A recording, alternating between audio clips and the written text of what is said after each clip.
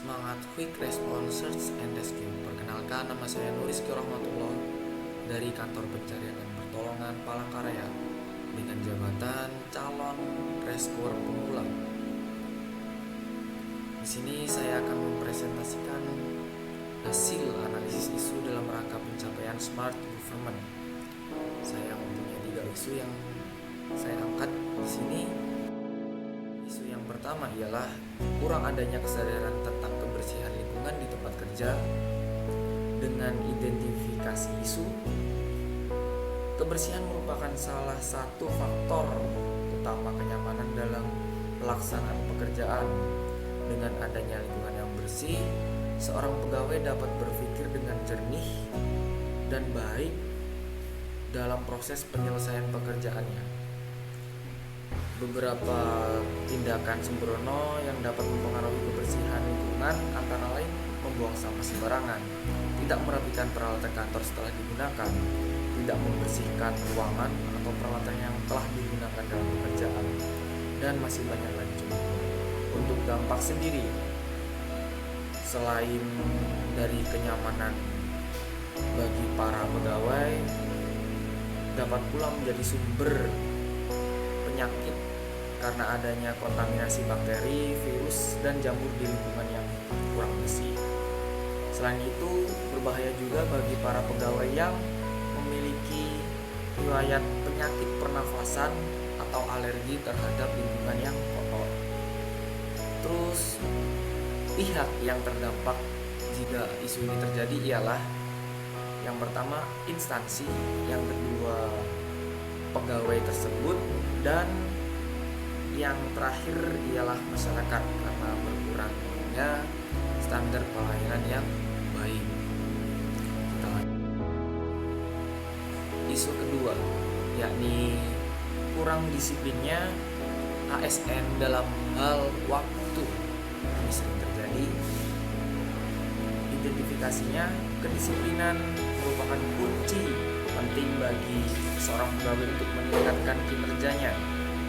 Disiplin sendiri bagi aparatur sipil negara ialah merupakan kesanggupan aparatur sipil negara untuk menaati kewajiban dan menghindari larangannya yang ditentukan oleh peraturan perundang-undangan sesuai dengan lingkup instansi kerja masing-masing. Adapun contohnya, perilaku yang tidak disiplin dalam hal waktu ialah tidak datang tepat waktu dan tidak menggunakan waktu kerjanya dengan efektif atau menyalahgunakan waktu kerjanya. Terus dampak isu ini ialah tindak korupsi waktu juga terhitung sebagai tindakan yang sangat merugikan negara. Dari sisi kecil bisa kita lihat jika seorang melakukan tindakan ini, maka tidak mengoptimalkan waktunya dengan baik, maka pekerjaannya mungkin juga tidak akan selesai tepat waktu, sehingga terjadi penurunan standar pelayanan seorang pegawai tersebut. Selain itu, pegawai yang koruptif terhadap waktu juga sama diartikan dengan koruptif atau korupsi uang, karena pegawai tersebut tidak bertanggung jawab terhadap apa yang telah diberikannya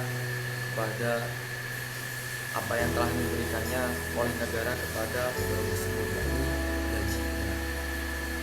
Terus pihak yang terdampak bila isu ini terjadi ialah para pegawai tersebut dan instansinya, serta yang paling penting adalah masyarakat karena berkurangnya standar pelayanan yang baik.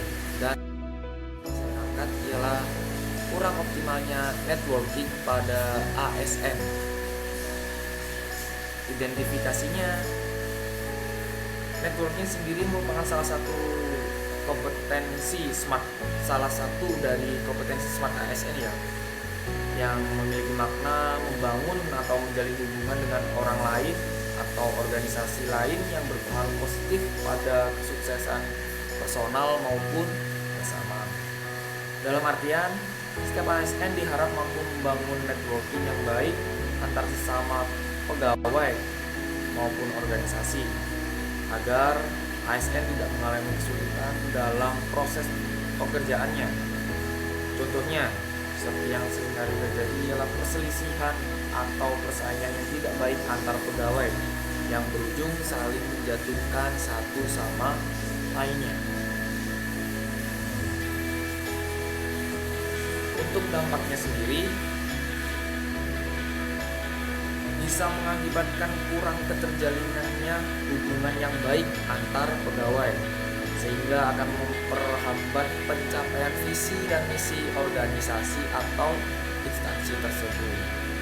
Dan pihak yang terdampak sama seperti kemarin ialah instansi itu sendiri, para pegawai, dan yang paling penting adalah masyarakat, karena menurunnya standar pelayanan yang baik. Lanjut, dari 3 isu di atas, untuk menentukan core isunya, saya menggunakan teknik tapisan isu APKL, di mana APKL adalah teknik untuk menentukan suatu kualitas isu dengan memberikan nilai terhadap isu yang ada dengan menggunakan 4 kriteria sesuai namanya APKL.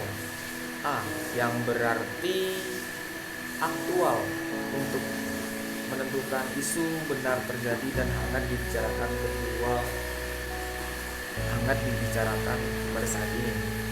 Dan P-nya problematik, di mana menilai kompleksan isu dan kebutuhan solusi komprehensif. Dan yang ketiga atau K-nya ialah kelayakan, yang menyangkut hajat hidup orang banyak. Dan terakhir adalah kriteria L, layak atau kelayakan, yang menentukan apakah isu itu masuk akal, realistis, relevan, dan bisa dicari alternatif penyelesaiannya. Bisa dilihat dengan teknik tapisan isu ini, penilaiannya yang paling tinggi dengan prioritas utama ialah kurang disiplinnya aparatur sipil negara dalam hal waktu. Isu, maka dirumuskanlah isu atau core isu yang terpilih, yakni kurang disiplinnya aparatur sipil negara dalam hal waktu.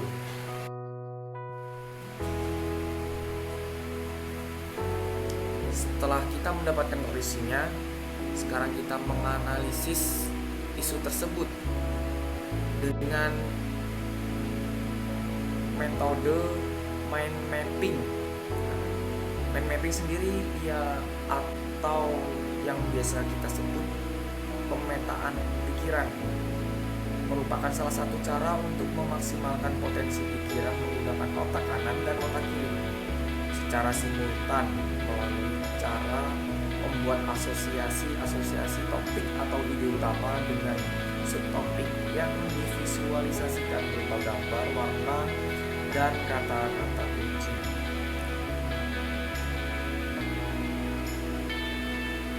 Ini untuk analisis isunya menggunakan metode mind mapping. Dari disiplin waktu, penyebabnya antara lain faktor internal dan eksternal. Untuk penanggulangannya ialah motivasi, manajemen waktu, percaya diri, sanksi, penghargaan, dan teladan. Tindakannya yang harus dilakukan: membangun motivasi, tidak menunda sesuatu, tidak mudah terpengaruh, memberikan sanksi, memberikan penghargaan, memberikan teladan. Dan tujuan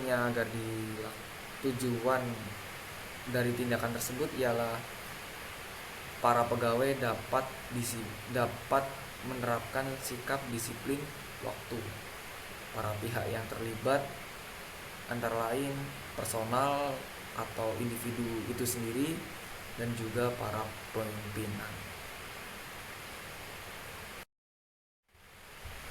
Maka dari analisis isu tersebut dapat kita ambil rekomendasi penyelesaiannya, yakni yang pertama saya bacakan.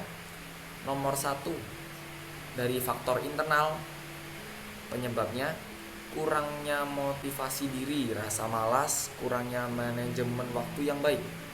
Alternatif penyelesaiannya ialah meningkatkan motivasi untuk lebih menghargai waktu, belajar bekerja secara efektif dalam penggunaan waktu atau memanajemen waktu.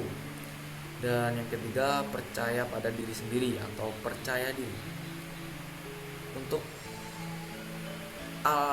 tahapan alternatifnya, membangun motivasi melalui kesadaran diri untuk lebih menghargai waktu, tidak menunda sesuatu hal yang akan dikerjakan, tidak mudah terpengaruh pada orang lain.